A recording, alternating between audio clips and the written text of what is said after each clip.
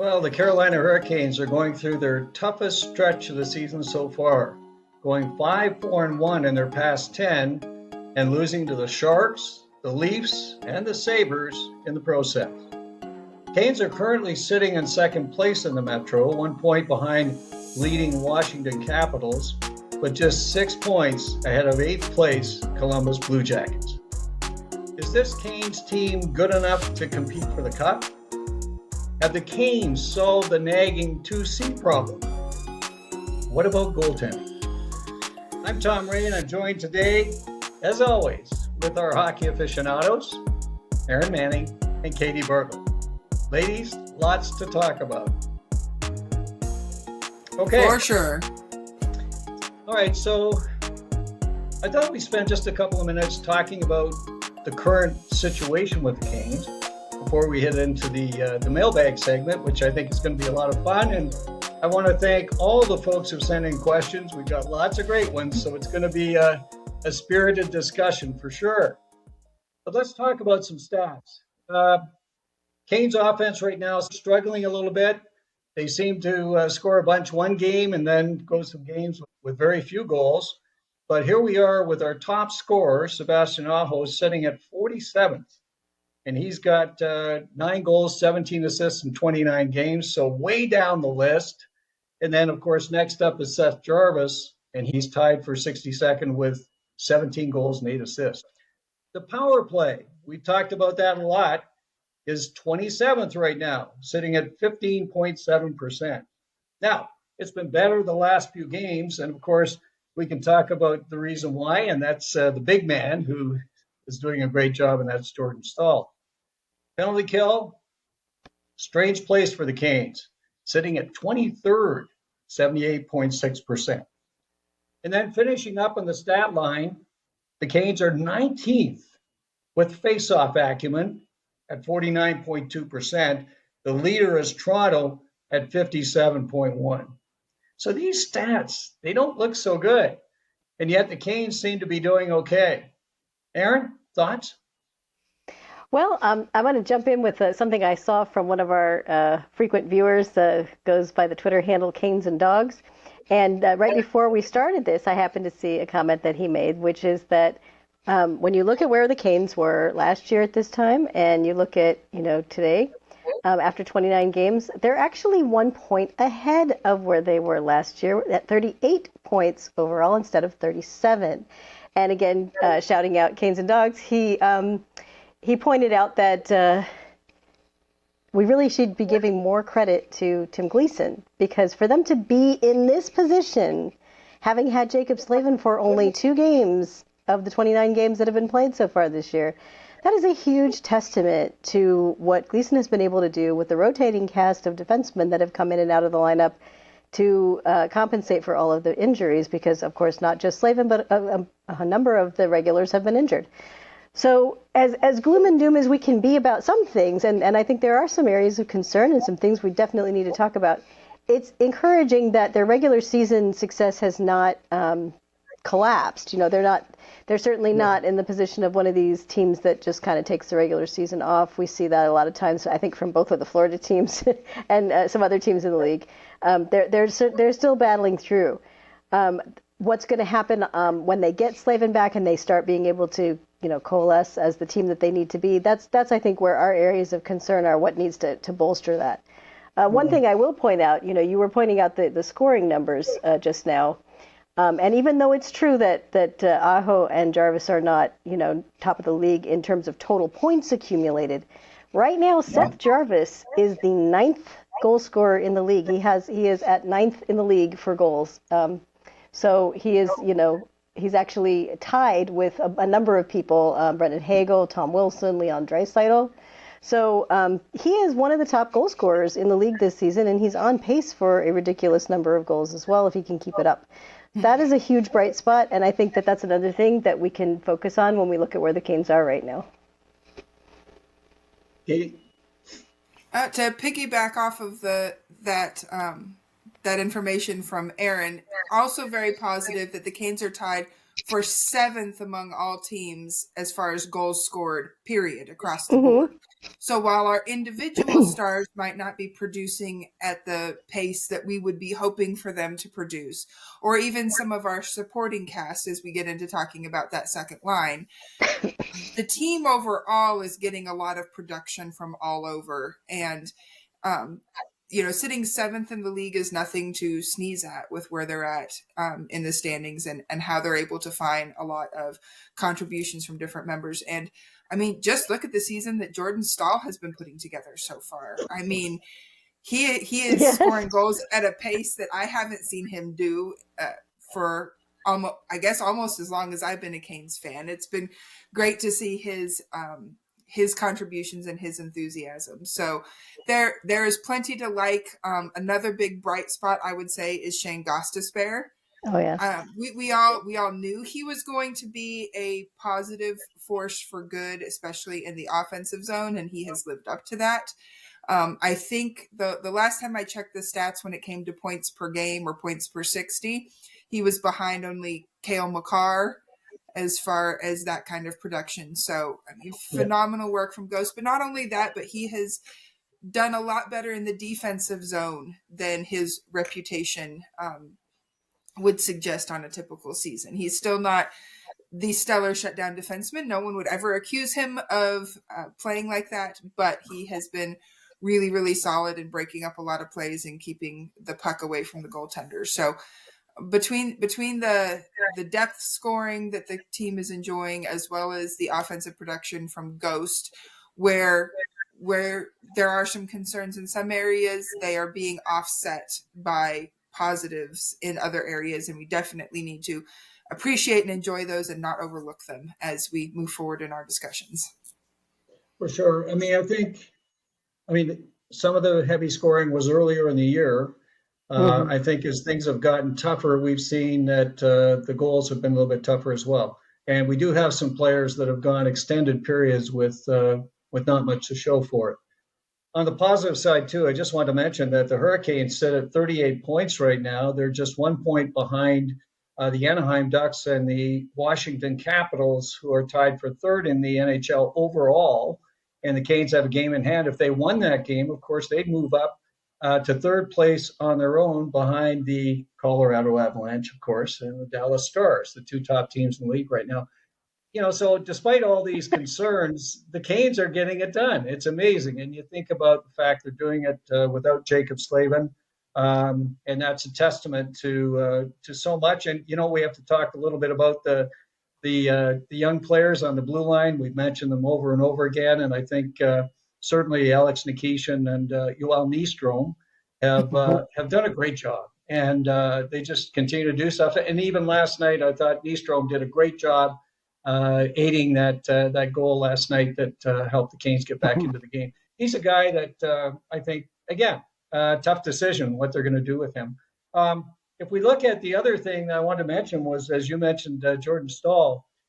We talked about the Canes being way down on their power play, but lately it's starting to click. And I think a decision to put the big man for the faceoff first and foremost, but now he's turning out to be a guy that can get in front of the net and deflect goals. And how long have we been talking about, get someone in front of the net, cause some chaos. And finally, the Canes end up doing it with a player that's been there all along. So a great story. And so that's where we sit today. Lots of heavy lifting left. So let's segue this into the some of these tough discussions that Caniacs have sent into us, and we really thank you for that as we move into the mailbag segment. And let's kick it off with our first question from Tucker Blankenship. Tucker says, "Are the Canes closer or further from winning a cup than they were 12 months ago?" Now, just to kick this off, some of the players who are no longer here are Jack Roslovic, of course. He's headed to the Oilers. And the Marty Necas and Drury move to Colorado. That affects the forward side. And then, of course, two big defensemen, Brent Burns and Dmitry Orlov. So these folks are gone. Do we think that the folks who replaced them have made the team better or not? Erin? 12 months ago today exactly, the Canes beat the San Jose Sharks, who they just lost to the other night. So we could look at that. They were 18-9-1 in their first 28. And as of before yesterday's game, they were 17-9-2. And now they're 18-9-2. So like I said, to start the things off, the comparison is more similar than we think. We're reacting to, I think, a lot of the structural things we're seeing that are problematic down the road, and I think that is something that we need to react to and talk about. But in terms of how close they are to winning a cup, I think when we started last season, most of us thought it was going to be kind of a down season, that they weren't going to be as competitive, that they probably couldn't get that far. And then, we had all of that wild shakeup with the Rantanen trade and everything else that happened. And, they ended up getting all the way to the third round again. So the question is, can they get past that? I think when you look at this season's roster, it's a little bit difficult to see them winning the cup as they are presently constructed for a number of reasons. Were they closer to that last year? I think if they had not had some of the injuries they had in going into the playoffs and having two rookie defensemen, they were probably closer to being able to beat Florida last year than they are right this minute, had everyone stayed healthy. And of course, that's one of those things in the playoffs. You can't, we could theoretically, hypothetically, we could stack the Canes roster with all the people we would personally like to see on there, and then half of those guys could be injured. You don't know how the playoffs are going to go in that regard. And it's always a frustrating thing when teams are, right on the cusp and they get in there and then they just can't get far enough because they don't have enough healthy bodies by the time you get to the third round. It's hard, though, to look at the roster right now, right this minute, though, and say that they're better. I think there's room to make improvements. Katie, do you think this team is closer or further from winning the cup? I'm going to say further, but for one reason only, and that's because I feel like last year's group was more cohesive. I believe that they had played together for so long and they knew each other's style and the team style overall, and they just had a foundation on which they had already built so much that they were able to they already had an identity. Let's put it that way. This team has an identity, but there's still so many people who are getting acclimated to it, plus having a big voice like Slavin out, which we have mentioned, has affected that, as well as, a lot of people on X want to say, oh, it's, good riddance, we don't have Brent Burns anymore. You can make that argument all day long when it comes to the turnovers and that sort of thing that he committed, or the foot speed that he played with. But when it comes to a cohesive locker room, I think the Canes really are missing Burns, and they are finding their voice. They are finding their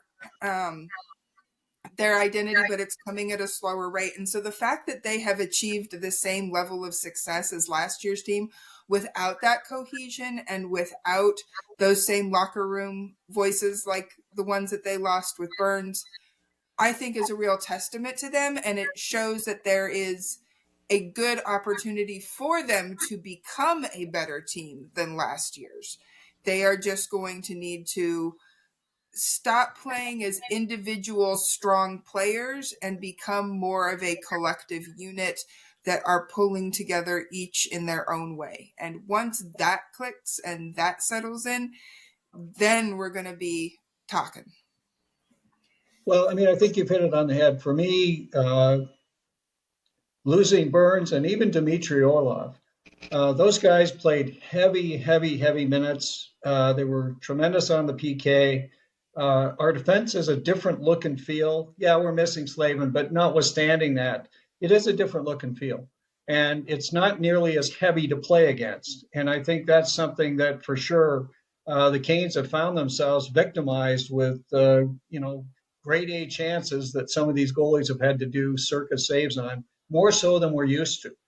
And I think that's a big loss. And of course, Marty Necas, he's otherworldly now. So I got to say that we miss Marty for sure. My feeling on all of this, I don't think the Canes are closer. I think they have some work to do to get there. So let's move on. And this is actually part of the reason I think that the Canes are a little concerning. And this is from Kane's time. And he says, do you guys think Stankoven is the right 2C fit? Now, this is one of the hottest discussions these days for sure. Katie, why don't you kick this one off? No. How's that work? No.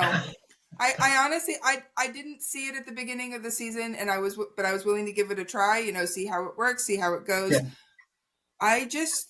And it has less to do with how effective I think he is as far as creating time and space for his wingers. We've seen Jackson Blake do well on that line. We've seen Ehlers have his shining moments on that line. So he has facilitated, but we need more from Stankoven than to just be a facilitator. He has an energy. He has a passion, a fire with the way that he plays.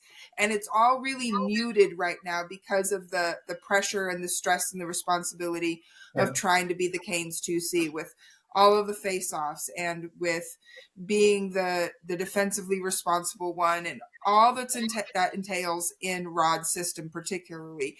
I think it is suppressing what makes Stankoven such a special player and such a good fit for the Canes. So, no, I do not think that the 2C experiment has worked at all, and the Canes' number one priority needs to be figuring out how to move forward with that second scoring line.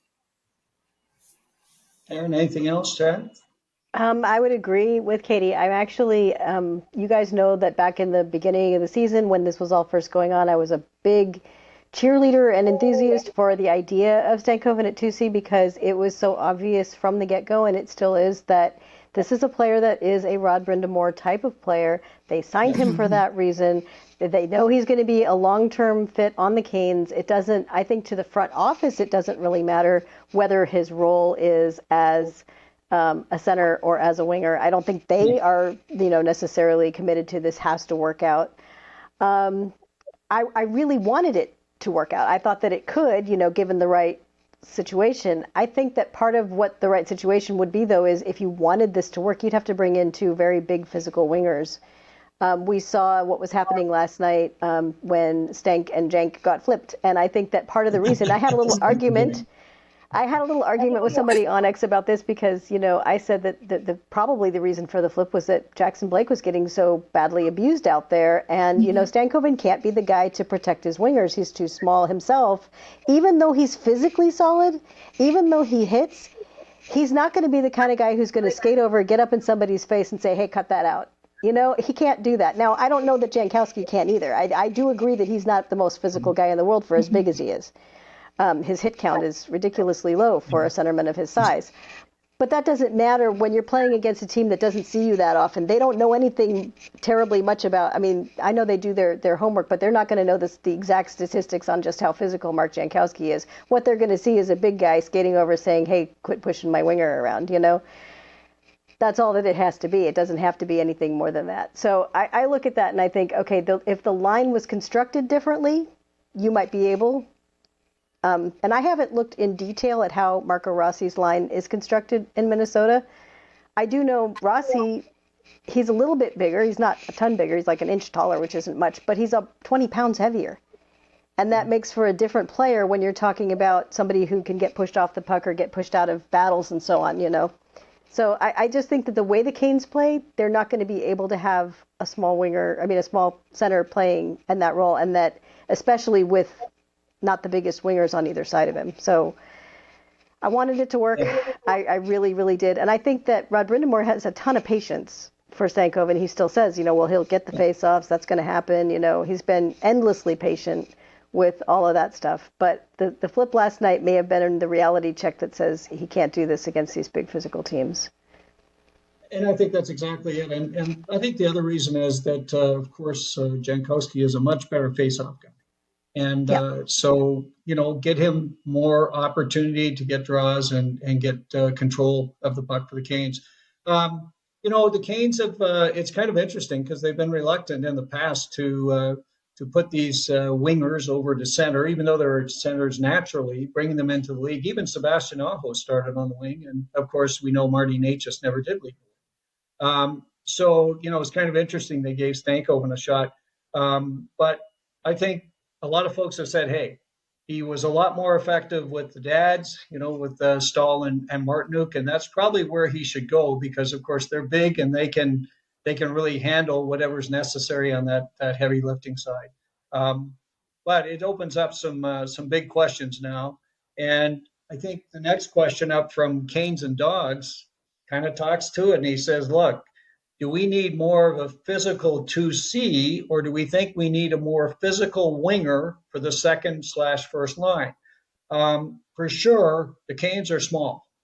And, they do have, obviously, on the first line, Svech is there, Svechnikov, so he brings some size. But you go from Svechnikov, and these guys are all small players.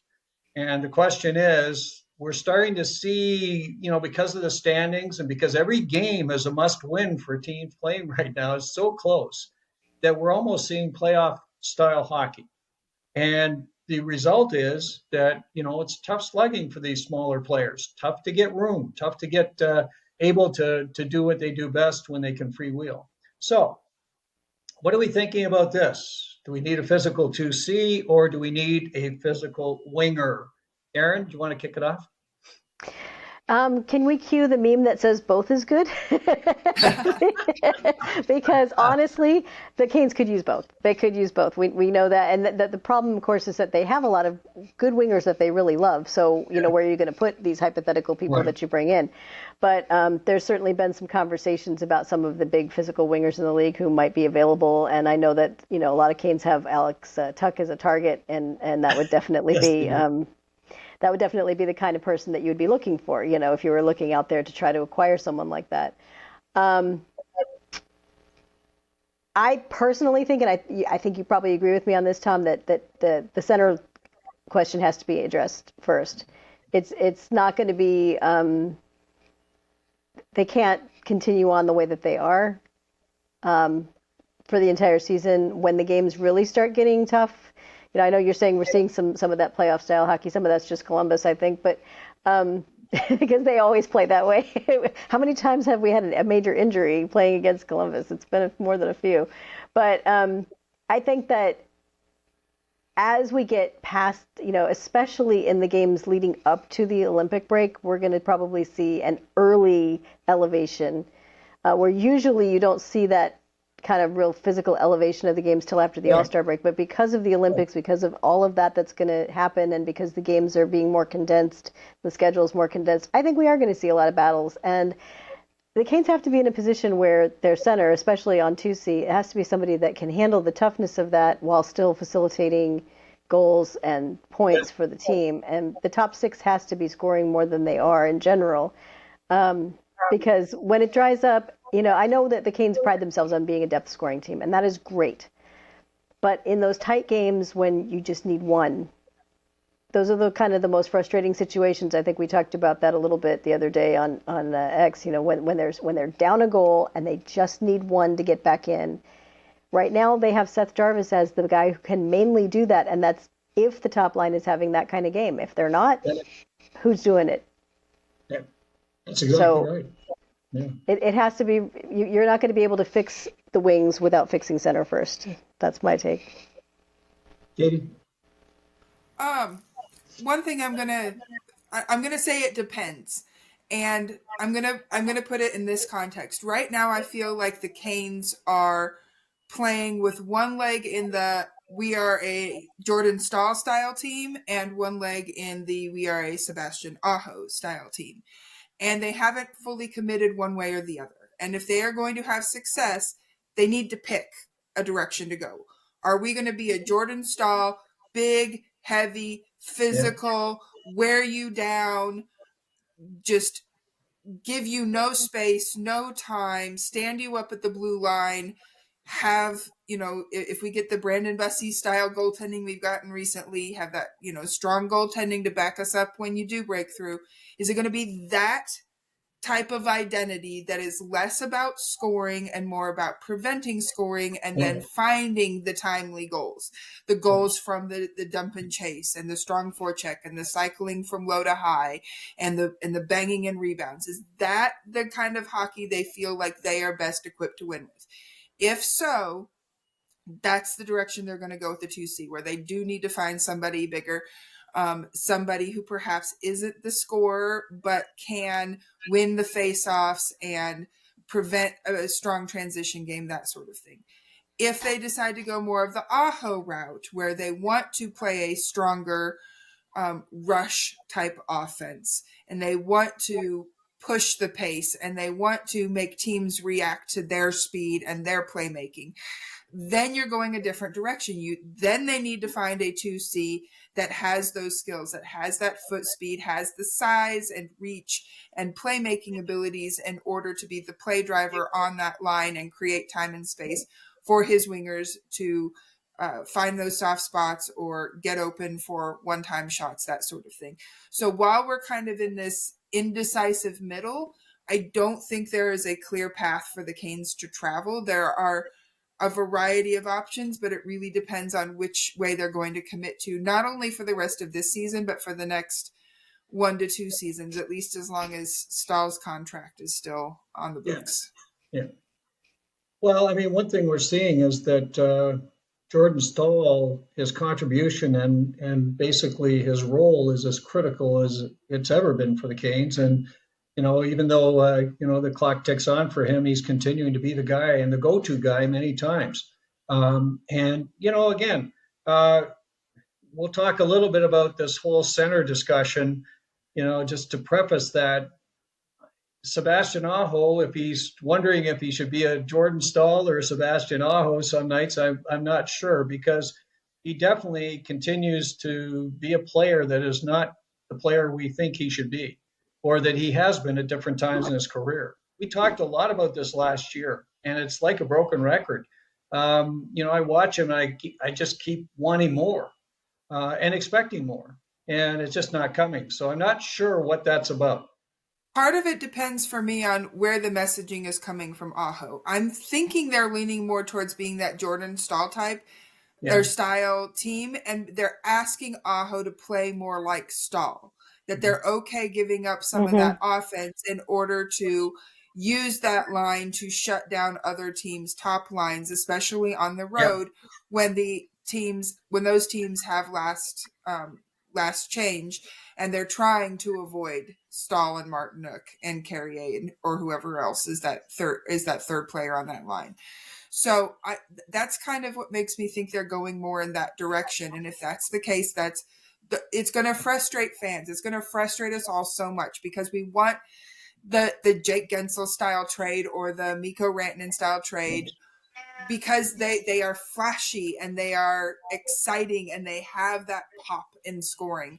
But it could be that the Canes trying to play like a Colorado Avalanche or a Tampa Bay Lightning or an Edmonton Oilers are putting themselves at a disadvantage. So the Canes need to be the Canes. And if that turns out to be more of a Jordan Staal style team, then even someone like Sebastian Aho is going to be asked to contribute in more of a Jordan Staal style way, rather than a Nathan MacKinnon, Jake Gensel, Connor McDavid style way. Well, if you think about the teams that are ahead of the Canes right now, and they're probably going to be in the mix as we get close to, playoff time and whatever happens there. I mean, you look at Colorado, and when you've got guys like, Nathan MacKinnon and of course, Marty Necas and Cale Makar, I mean, you've got game-breaking players. You look at Dallas, Jason Robertson and of course, Rantanen and so on. They've got, game-breaking players. Now, the team that doesn't so much is the Washington Capitals, and they play a very similar game to the Canes. But the Caps are big. They're a big team. And I think that's the biggest single difference. And, of course, their goaltending is lights out with Logan Thompson. But they are a big team, and they rely on the whole team to get it done, very similar to the Canes. And I think they're the model of the type of team that you have to have. And even though we beat them last year, I think it's going to be tough slugging. And they're so much bigger than the Canes. And that's my biggest concern.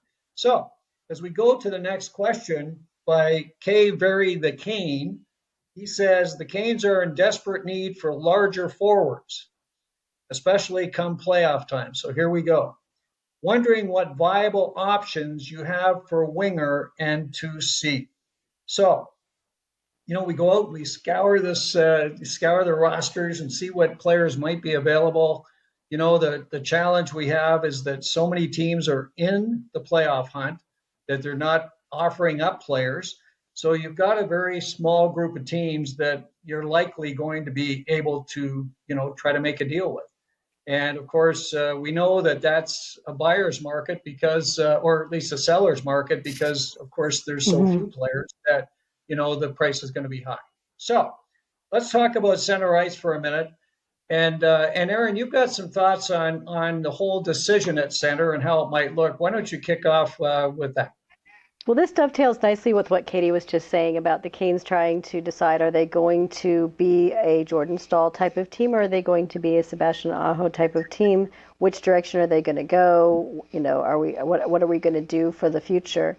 I think if you had Rod Brind'Amour in a conversation right now and you said, what are your plans for, maybe another year or two when Jordan Staal decides, hey, it's time to hang him up. And I think that Rod Brind'Amour would probably challenge you to a steel cage death match for even suggesting that Jordan Staal is ever going to retire, because it's not happening in his mind. He'll still be playing when he's 45. We know that's not going to happen. We know that Staal isn't going to be able to play as effectively as he is right now within the next couple of years. When things start to decline, they can hit pretty fast. And we just don't know how long he has to be able to continue to play these. He's still averaging a little over 15 minutes a night. He's taking heavy minutes on the penalty kill. Now he's also on the power play. This is not sustainable for a player who is already 37. He might be able to do it great all of this year. He may be able to do some of it into next year, but really the clock is ticking.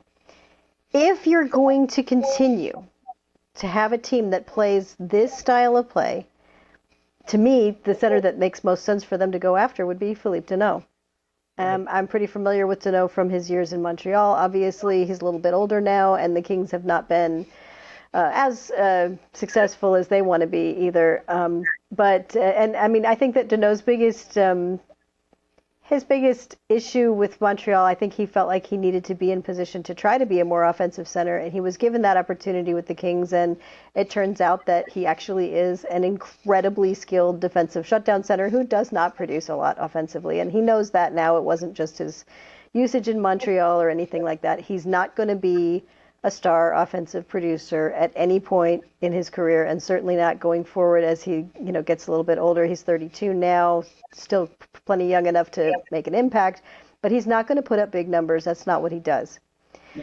But what he can do, and what he has done when he's paired with offensive wingers, is he creates that ability and that space for them to work because he is so defensively solid. He's capable of handling the defense for an entire line. I've seen him do it. He is one of the two players in the league that Connor McDavid said was the most frustrating to play against. We know who the other one was. But yeah, Philippe Danault at center, it was when he was in Montreal, was the player that Connor McDavid found the most frustrating to try to play against. So that right there puts him in the conversation for a Jordan Staal, Canes style player. He's not as physical as Staal. He's not as big as Staal. But he could come in as, because we don't number the lines, right? We don't have this, we have a definite 2C, right? Right now we don't. Even Logan Stankoven right now is splitting that role with Staal. They are basically playing equal minutes.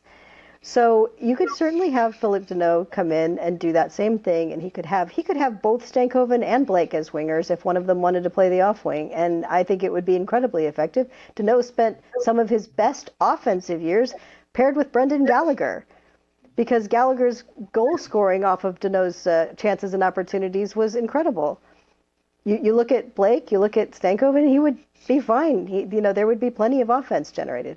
Do the Canes want to go that way? That's the question. Yeah, and I just wanted to add this while you're talking about Danault, and we'll move on in a minute. But Danault's an interesting one. He said 350-point seasons, so it's not like he only had 27-goal year, so it's not like he can't bring any offense.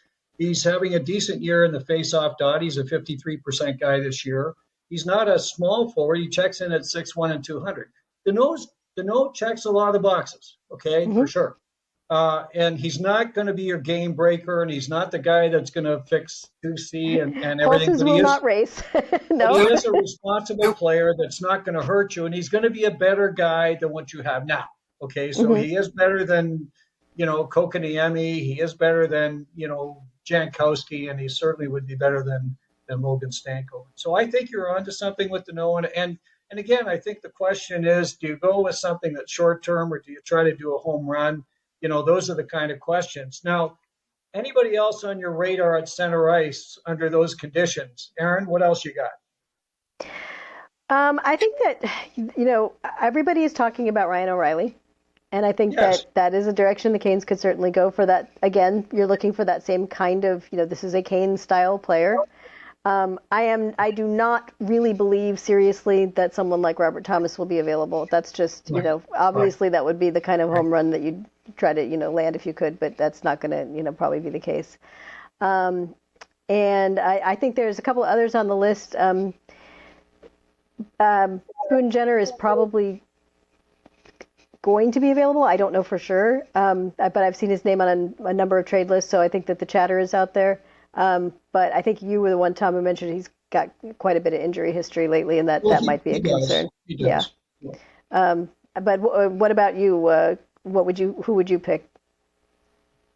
Well, maybe I'll hand it off to Katie first and see if she's got some candidates, and then I'll jump in. Well, I'm not going to be all that original. I'm going to say the same person that I have been saying for a month that I honestly think would fit whether they're going a Jordan Staal style way or a Sebastian Aho style way, and that's Nazem Kadri. I know that there's the reports out that the Canes are on his no trade list, but that's always negotiable, especially if the Flames say, hey, we like this deal. Let's go to Kadri and give the Canes permission to talk to him and try and convince him that this would be a good spot for him, because number one, he has that leadership. I think he would be a really good voice in the locker room. Like I said, the Canes are missing Brent Burns' voice. Kadri would be a positive addition to that locker room. And he has the goal scoring to kind of go more in the Aho direction. He also has the toughness to go more in the Stahl direction. He doesn't have the defense really, but because of the way he plays, especially if you put him with wingers that have a little bit more defensive responsibility. So maybe put Jarvis with him and move Blake up with Aho, something along those lines. Then that would offset enough that he would still be effective as that second scoring line center. Yeah. And he also he has a snarl to his game that just makes him an absolute pain to play against. And when you bring up teams like the Washington Capitals, Kadri is like 6'1", but he plays like somebody with the attitude of a 6'3", 6'4" kind of guy. He gets in your face. He drives you crazy. I think a lot of the reason that the Avs were able to beat the St. Louis Blues back in their cup here is because Kadri drove the Blues absolutely batty with his behavior. And, he got injured. He came back. He gets under people's skin, but he doesn't just do that. He follows through with the scoring, with the playmaking, with the other positive aspects of his play. So until he gets traded somewhere else, and please do not let it be the Dallas Stars, like has been rumored all over Twitter, that Kadri and Rantanen on the Stars together. Yes. I get no, please don't. But until he gets traded, that's who I am going to be holding out hope for, because I really think that he ticks so many boxes. No, I don't disagree. I mean, I think to me, the guys that would really make a significant add to the Canes would be Nazem Kadri or Ryan O'Reilly. I'm a huge Ryan O'Reilly fan. He's a guy that, again, he's 34 years old, sure, but he's a tremendous face-off guy. He's sitting at just about 58% in the dot this year. He's had a number of big seasons, of course. He can still really make a difference. And I've been watching him really closely with some of the Preds action, and he's playing well. So he's a guy that checks in at 6'1" and 207. So he does check the box of being a very substantial center iceman. And I think, again, he plays a hard game too. So those two guys, I think, would be at the top of the list of what I think might be available. And then you go down, and Danault again would be, I think he'd be a solid ad. He's not going to bring the offense that those guys bring for sure, but he's a solid ad. If you're just trying to fill in and get a centerman that can do a little bit for now, maybe a guy like Alex Wennberg, who I like a lot, currently playing with the Sharks. Wennberg, he's a big guy, 6'2". He's just under 200 pounds. He's a guy that plays a solid game. He's good in the faceoff dot. He's not going to hurt you defensively. He's a great penalty killer. He does a lot of good things for you. And he'll bring some offense too. He works on the power play with them, and he's a great setup guy. So he's another guy that, again, if you're trying to get someone to fill in while you wait for, is Charlie Serrato going to be the next big center for the Canes, or you decide you're going to do a blockbuster at some point, that's the way you go. If they're going to do a blockbuster, we have to end up back with EP40. They've got to be looking at Elias Pettersson. Because I think there's an opportunity to do a deal with Vancouver. They're in a situation that their situation is going to change dramatically because of a lot of things that are going on there.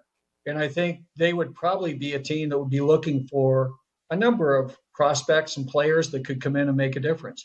And I think you can make a deal with them. So he's a guy that, again, not the best face-off guy, but boy, he can play. And he brings size as well. So the center ice situation is a tough one. We've talked about this a lot.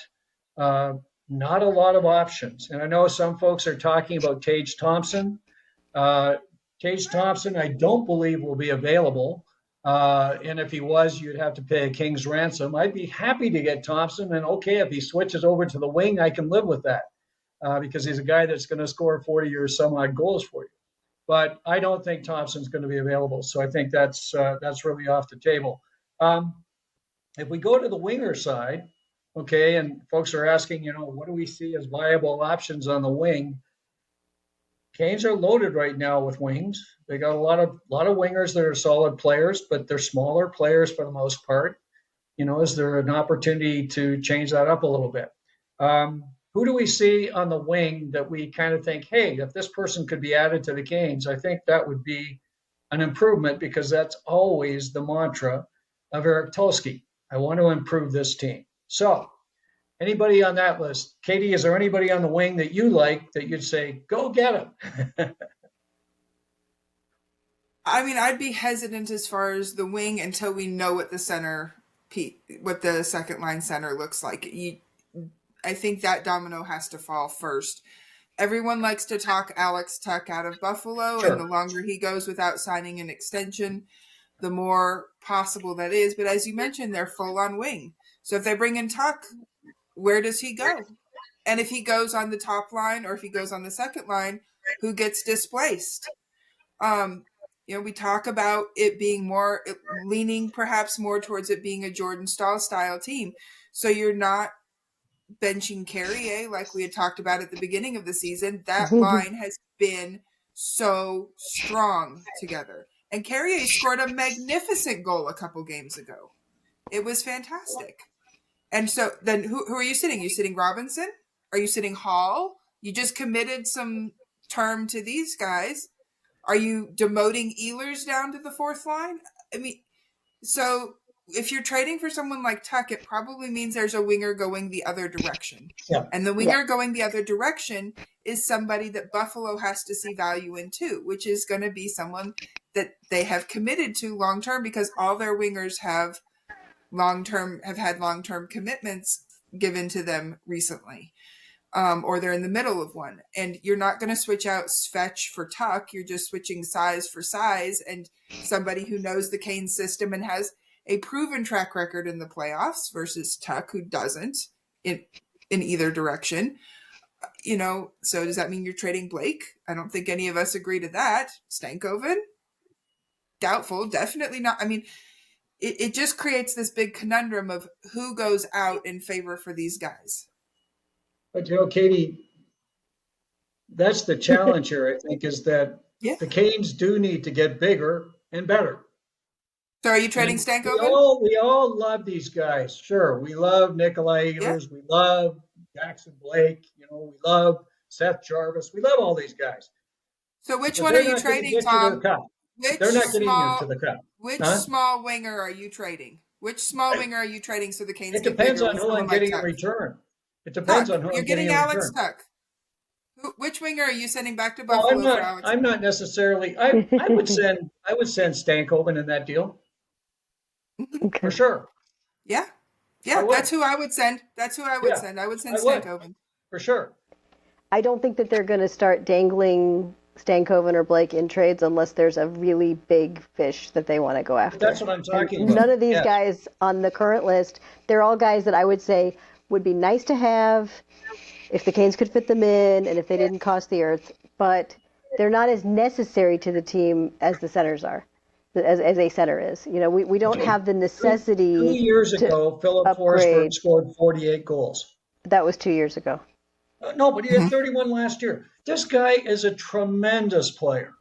I mean, he is an outstanding Sure. forward. Well, and the other thing, if you get someone like Philip Forsberg, it's worth parting ways with one of our current roster players that would, because he'd have to have Forsberg would have to have a roster spot. Yes. And you have someone like Bradley Nadeau waiting in the wings. So if Forsberg that's gets what I was older just going to and get isn't to, as is you're not thinking about the prospects coming later on, Yeah. then you can still fill with more young guys because of the way that the Canes have drafted. They have the Bradley Nadeau or the Felix Ungerstorm or whomever that can come up and be competitive the same way that Stankoven and Blake have been competitive. So the issue is right now, if you're bringing in a winger right now, there has to be a roster spot for him, which means you have to make a roster player decision, not a prospect decision. Someone like Forsberg, I think, has a better chance of becoming more of a Gensel-style player with the Canes than a Rantanen-style player with the Canes. Absolutely. And that's part of what they're going to have to look at is when they're modeling who they're going to try and get. You know, because Gensel was successful. I mean, I think most Canes fans see him as the one that got away because of the transition between the GMs at the time and the weird cap space. So I think there is a sweet spot out there, but they've got to thread that needle, because if they miss one way or the other, they're going to either have a unhappy player or an unproductive line. But they could trade the player like they did with Rantanen and get a bunch of draft picks and prospects. If they do it soon enough, they got to get it done soon enough. No, I mean you're onto some good stuff, but I keep ending up in the same place. No, we should probably keep going if we want to answer the questions. The team has to be better. It has to be a better team. And one of my concerns is we've got a pop gun offense. We really do. And I think it can be shut down. That's my biggest single concern. And that's why I'm looking to get someone that can put the puck in the net and do some of it on their own, kind of admission. But anyway, that's a great discussion. There's definitely going to be a lot more coming up. Okay, so let's move on. We've got a number that we've actually touched on through our conversations. The next one from Cody says, should the Canes move Svechnikov for an actual 2C that could replace some physicality? Jarvis is obviously off the table, and I doubt front office will want to move Ehlers, Blake, or Stankoven. Could have packaged with Kotkaniemi, get a 2C that could last us. I think the answer is clearly no. If we're going to go for a top center for a long time, yes, you may have Svechnikov. You may have some of the other players we talked about. Whoever it is that's doing the deal is going to want a player that can come in and make a difference for them. So I think that answers that one pretty quickly. Piper, you were excited about this one. I think, Katie, Piper's question was, who do you think needs to be traded on the Canes? I don't know if anybody needs to be traded, but who do you think might be the folks who should go in a deal? Okay, so let's frame it this way. Why were Necas and Jack Drury the ones traded last season for Rantanen? Because they were the ones in the past who had expressed discontent with their role in Raleigh. Both of them at one point had asked for trades. I think they both filed for arbitration as RFAs. Mm-hmm. They had that kind of lean already out the door. So who are the Canes players that you feel like have that? The only one that I feel has that is KK, because he just hasn't been given the leash and the time. And you can say whatever you want to about whether he's earned it with the time he's been given, yada, yada. That's a whole other discussion. The only one for me that feels like he needs to be traded is KK, because he and the team are not on the same page as far as who he is as a player and his role and his potential and his contributions. What that trade looks like, I think most of us think that he would be included in that 2C package, center in, center out, but it could happen in a variety of ways. As far as on defense, I don't think there's anyone that needs to be traded, but I think, as I mentioned with the Quinn Hughes thing, Nystrom would be somebody who would be a real target for a lot of other teams, because he's not established either in play and contractually with the Canes. He is a little older and more mature, so he's not, he's got that that kind of man stature already. He's not a kid, and can come in and really be a contributor on a mid-level team. So on the defensive side, I think that not necessarily that he needs to be traded, but he would be the best asset that the Canes would have for that. Yeah, I mean, there's a couple of other guys that could be in that group, because we do have a lot of defense person prospects. Of course, Dominic Pansori is a guy that a lot of teams would be interested in. He can run a power play. He's getting pretty close to being able to play in the NHL. You've got Charles Alexis Legault. A lot of teams would love Charles Alexis Legault, and there's no room for him on the Canes, frankly. There's nowhere for him to go.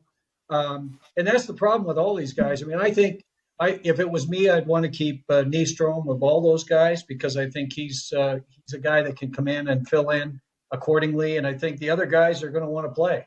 Charles Alexis Legault is almost ready to play full time. So he's a guy that would be a nice add to a trade, and I think would be good for him, because he'd get a chance to play as well. So lots of prospects we can push out. Kokaniemi, yeah, I think you're right on. Next one up from Slow Down and See Clearly. He says, strategically, from a roster construction perspective, is this a cup-winning roster? Well, we've already hit that. I think it's very clear that we don't believe it is. And I think basically his question is, what do we do with that? And we've talked a lot about this, is trying to figure out, where do you try to solve the concerns you have? And the big one, of course, is the second line center position, or whatever line you want to call it. I do think that we need to say, though, that no, as it stands, but it is in a really good position with just a couple of tweaks and a little bit more time to gel together. It could become a really good cup contending team. We are not far away. It might not be there yet, but we are close. And I think that a lot of Canes fans are a little on the panicky side of things, where we don't need to be. This team is really good, a lot of good players. Just need a little time to gel and a tweak or two, and we're going to be very happy with the team.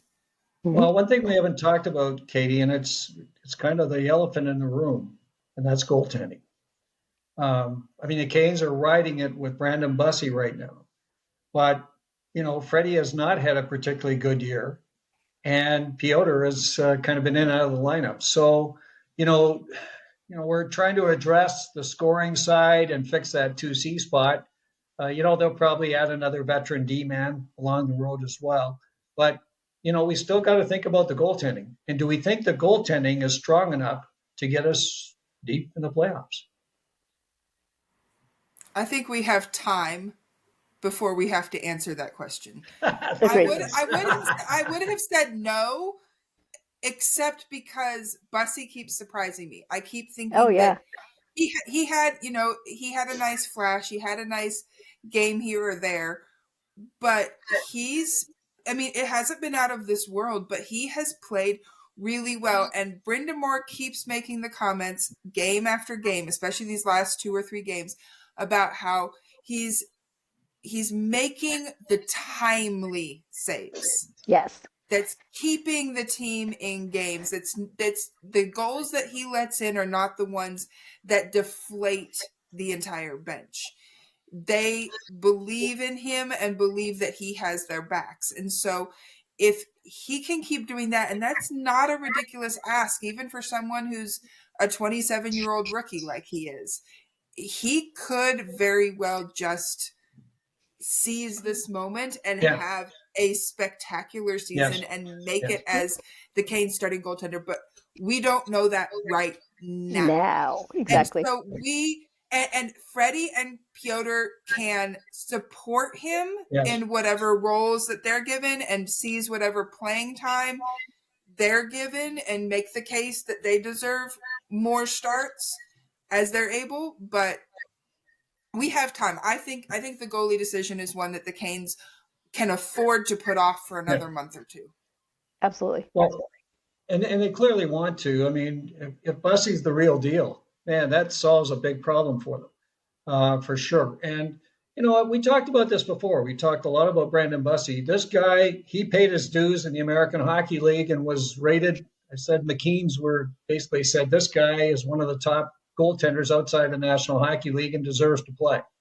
And it was very clear. So, you know, now he gets a chance. And I don't know about you, but he gives you a lot of confidence back there. Like he makes saves that are tremendous saves that sometimes our other goalies don't make.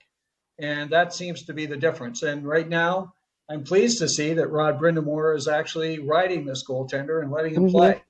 And he hasn't gone back to Fred, and he's not giving the handle to the opportunity to somebody else. So I'm excited about Bussi. I hope he is the real deal because two things. Number one, that solves a problem that we might have in the future. And second of all, the way he's playing, he can win games for you. Absolutely. And boy, I love having a huge goaltender, that can do the things he does. So it's good. Okay, so let's go to the next one from DMD. He says, if you could craft a Canes team to win a Stanley Cup with Rod Brind'Amour as the coach, who would be on that team and where would they play? Well, I think we basically said most of this team's okay, right? So do we think there have to be changes or what? Yeah. I reached out to her to make sure that we were answering because I could have taken this two different ways. And she said do you think that the players that we have now are slotted correctly in the positions they're in?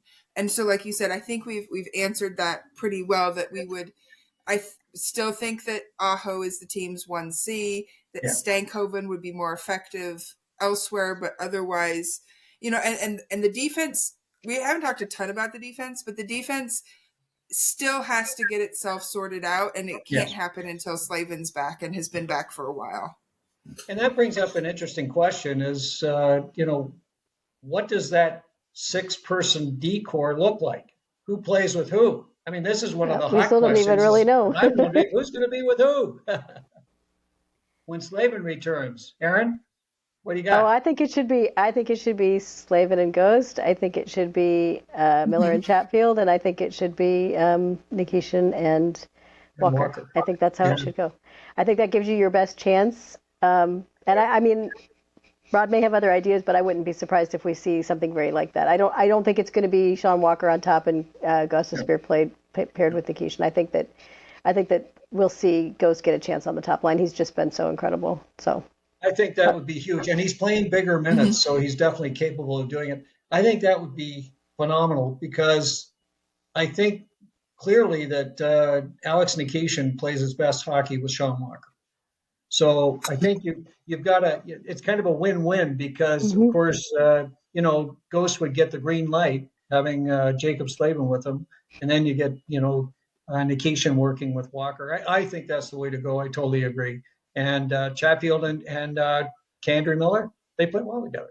So it's good. A lot of people don't realize that Walker is one of the most physical players the Canes have as far as playing the body and dishing out hits, because he's not the biggest guy, but he is one of the most physical. So you talk about Walker and Nikishin together on a pair, that is going to be punishing for teams to play against.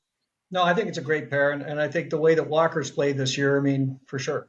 And I'd love those guys to get lots of minutes as the season goes on because they're fully capable of it. And, I've been talking a lot about Alex Nikishin getting a lot more minutes. I think he's a player that, and he's going to make mistakes. We know that for sure. But he's a guy that I think the more he plays, the better he's going to play for the Canes. And I think that's, to accelerate his growth with the hockey team, I think he needs to play minutes. Okay, Ben has an interesting one. He says, how different does this team look when it finally reaches cup winning form? Well, we kind of talked about that. It's you kind of end up in the same place on all these questions that, what changes need to be made and where are the weaknesses in this hockey club? Erin, any thoughts on that?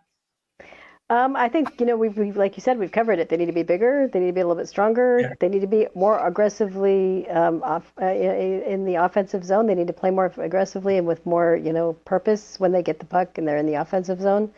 Couple of wild things that I'll throw out there just for fun, just taking this in a little silly direction. I would love for them to experiment a little bit with the kind of more of the hybrid defense system. I know that they are extremely good at man-to-man, and I think that that's been one of their strengths. But again, this gets back to Katie's thing about, are we staying with the Jordan Staal mindset with the team? Are we going to evolve a little bit differently? I could see them, and this is not necessarily to get them to a Stanley Cup, but this is something that would, as they build a frequent contender kind of form, is that something that they would evolve to maybe if they end up going more of the Aho direction? And then, I think that if the Canes do not win a Stanley Cup in the immediate future, this year, next year kind of thing, we will see them win one for sure by the time Jordan Staal is playing 4C. And that is kind of not really a joke, because if Jordan Staal is the 4C on this team, then that means that the team has been constructed just absolutely brilliantly, and everybody above is able to pull that weight and do that job. So, watch out to the rest of the league when the day that Jordan Staal has to step back to a 4C role, or an actual 4C shutdown role. That is the day that you are going to have to watch out for the Canes to start winning cups, because they're going to do it. Yeah, I think that's true. I think the Canes are close, and it's going to be the magic of General Manager Eric Tulsky. And he's a guy that's we know he's the wizard. He's done some incredible things, and I think he's got some more up his sleeve. I think he's going to come up with some moves that are going to help the Canes. And his mantra, as I said earlier, is he just wants the team to get better. And I think the Canes need to get a little bit better. I'd love them to have another forward that can put the puck in the net and add some real offense to the squad. We got a lot of passers, as we know, and we need some folks that can actually shoot the puck and put it in. I want to include, we've got to the special teams. We need to come back to that, because good. That, you can talk about different roles and lines and stuff, but they need to really drill down into those special teams with the struggles they've had. We like the way the power play is going. Staal on the power play needs to be something that continues, because I think he helps them simplify the power play. They were trying to do too much, that extra pass, that little bit. I mean, we saw, why did his power play goal happen in the first place against the Blue Jackets? It's because Fetch shot the puck. Yes. That simplification of win the faceoff, get it to the open guy, puck on net. We've got somebody there to take away the goalie's eyes, tip the puck, get a rebound, whatever. That simplification is beautiful. On the flip side, with the penalty kill, I don't want the penalty kill to be simplified. I want them to go full throttle against the other team's power play. I want them to be in their face, to create those turnovers, to say, we dare you to try and get this puck through us. Yeah. It might happen once or twice, but it's not going to happen often, and they are going to be an absolute menace to try and deal with on the penalty kill. Let's go to the next one. Just quickly, 3 quick ones before we get into closing thoughts and remarks. This is from Caleb Herrera. This one's for you, Katie. Just wondering about your thoughts on Jack Drury's season in Colorado so far. Do you think he's more effective in Carolina or Colorado? Is Colorado a better place for him?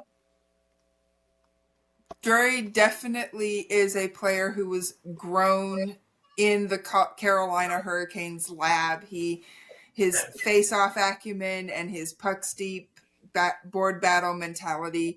He will always be a Hurricanes player through and through. The problem is that there just wasn't a role for him on the Canes, and the Avs have needed that play from him, and he has filled in beautifully with that particular skill set. The big question right now, as far as Drury's concerned on the Avs, is with his small production that he's had. He only has 10 points in 30 games so far on the season. Is he enough as their 3C for their cup hopes, or would they be better served to have him be that elite level 4C that they know he can be, and try and pursue a higher scoring 3C that perhaps might not be as defensively responsible, but would more than compensate when it comes to goals and assists and that sort of thing. So that's the big debate. It's not whether he fits in Colorado. He fits great, and Bednar loves him, absolutely adores Jack Drury. But so we'll see. Is he the 3C or the 4C? I just hope that Colorado doesn't get another Brock Nelson, because they are. That's all they need is another guy in the center ice slot. Maybe it'll be Nazem Kadri going back. Okay. Rachel Barkley, our good friend Rachel, Queen of the Puck, says, who are y'all's favorite player no longer active in the NHL? I'll start with mine. That's Bobby Orr. He was incredible. I used to watch Bobby when the Bruins first started. They were a terrible, terrible team. I watched them for years, and then Bobby and some of the other guys came on board, and it was incredible. So, yes, he was mine. Erin? Well, I haven't been watching hockey as long as you, but I would say, and he's not officially retired yet, but it would have to be Carey Price. Carey Price was just unbelievable as a goaltender in Montreal. He is deeply missed right now, especially because they're going through it a bit with their goaltenders. But, just the calm presence that he had in the net that dragged that team farther than they probably could have gone for a lot of years, and culminating with the 21 Stanley Cup final run that took them all the way to the Stanley Cup final. They would not have had a chance of getting anywhere near that without Carey Price. And just, I think that he's just been a great person just to be around the team, and his presence and everything else as well. So just that, he will be officially retired one of these days soon. And I think that, his impact on the team was just incredible. So. Great. Katie? Oh, when I became a fan of the Avs back in 1995, my guy was Peter Forsberg. He will always be my first hockey player, number one. He was great. Player that I was a fan of. I loved the way that he combined toughness and skill, the reverse checks he could throw. I mean, he was just the quintessential power forward center. He was so good and so skilled. And I loved watching him. And it's also fantastic because anytime that the Avs have one of those alumni games like the Canes just had to celebrate a milestone or whatever, Forsberg's one of the first ones to sign up and say, I will be there, I will play, or I will participate, or I will do interviews. When they had the games in Sweden, he was on the sidelines talking to people. He's just been such a great ambassador for the game, even since he's retired. And no matter how many players I fall in love with, Peter Forsberg will always be my first hockey love. Yeah, for sure. And great choices. All good. Okay, so let's wrap up with a question from our friend Adam Gold. And Adam said, should Sebastian Aho reprise Elf on the Show? Yes. Like yesterday, he needs to do this. Absolutely, I agree. In fact, I would take this a little further. I think as many Canes as possible should dress up as elves for social media purposes. I think that we need a Buddy the Elf. I think we need Hermie from Rudolph the Red-Nosed Reindeer. And if some guys out there have more of the Lord of the Rings vibe and they'd like to go that direction, why not? They're elves too. But we have a team full of very elvish personalities, I think, and why not capitalize on that and have them have a little bit of fun? So, but definitely Sebastian. We even need a Jarvis, dark, mischievous elf. Yeah. Absolutely. Mm-hmm. No, that's a good one, and thanks for that, Adam. That's good fun. Okay, so closing thoughts. We're heading into the rest of December now. We've got 6 road games coming up out of 10.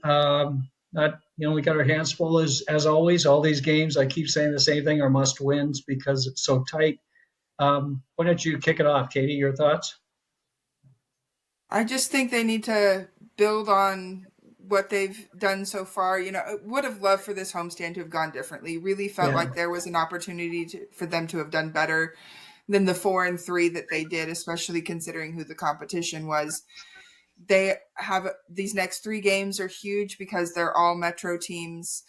And this is an opportunity for them to either solidify being, if not the top, one of the top 2 teams in the Metro, or put themselves at risk at sliding down and letting Washington expand their lead, or letting Philadelphia catch up to them. So these next games are going to be crucial, but they have a lot to the good, especially with Bussi, especially with Stahl on the power play, especially with Jarvis scoring goals. So let's just hope this next little run keeps them where they're at, and they don't backtrack too much. Erin?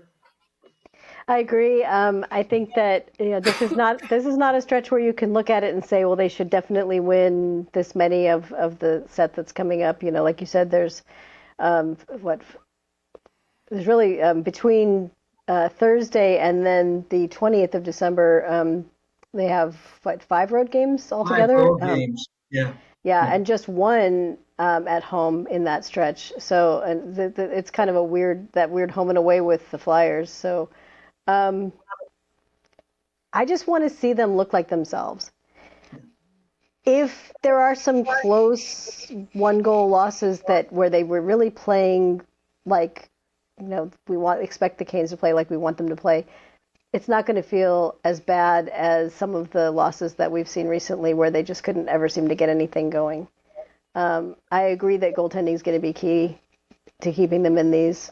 So it'll be interesting to see how those decisions are made. But I would really like them to hit that mark right before Christmas and be in a really good place before all of that, transitions and we start the new year. So that's what I'm hoping for. And there's no reason we shouldn't hope for that. I guess my only other thing that I'm looking forward to is, when in this group of games or early in January will we see Jacob Slavin again? Because we are hitting a timeline where he should be coming soon. He took part in today's optional skate, regular jersey. So he's been doing that, lately. We've seen him more and more on the ice. So I think it's just a matter of time. It'll be, I think, the biggest boost to the team to have Slavin back out there with them. And it's going to be, that could change their fortunes a lot going forward. So. Yeah, and I totally agree, and I think it's time to bring Jacob back in. If you look at that, this next 10 days and the 5 games on the road, they've got some real barometer games because they're up against the Capitals, they're up against the Panthers, and they're up against Tampa Bay. So they've got 3 games that I think are, obviously they've got the games with the Flyers, but these are the games that I think are really going to be barometer games for the Canes. And, they're going to have their hands full. For sure. And I think once they come out of that, we'll have a better idea of, where are the Canes right now. Now, as you mentioned, Jacob Slavin coming back would be huge. And I think at this stage in time, they could certainly use that. So, yeah, lots to look forward to. Boy, a lot of tough questions today. We want to thank all of the folks who sent in questions and really challenged us to do our homework and be prepared and maybe put some light on some of these tough decisions that General Manager Eric Tulsky is going to have to deal with. I wanted to mention this too. From all of us here at Storm Tracker, we just wish you'll have a great holiday season. Have a wonderful Christmas and hope you can spend time with friends and family and take advantage of this opportunity to share the love because it's a wonderful time. So, for those of you who've been listening or watching, of course, we're delighted you've spent time with us. We'd love to hear from you. If you want to put something in the comment box down below, or if you're on X and you can reach out to us that way, please do so. If you like this episode, it's great if you can just press the like button. And of course, if you want to be alerted of future episodes of Storm Tracker when the 3 of us will be back at it again, please press the subscribe and the bell buttons, and you'll be alerted just as soon as those episodes are available. Once again, from all of us here at Storm Tracker, we want to thank you so much for spending time with us and looking forward to getting together with you real soon right here on Storm.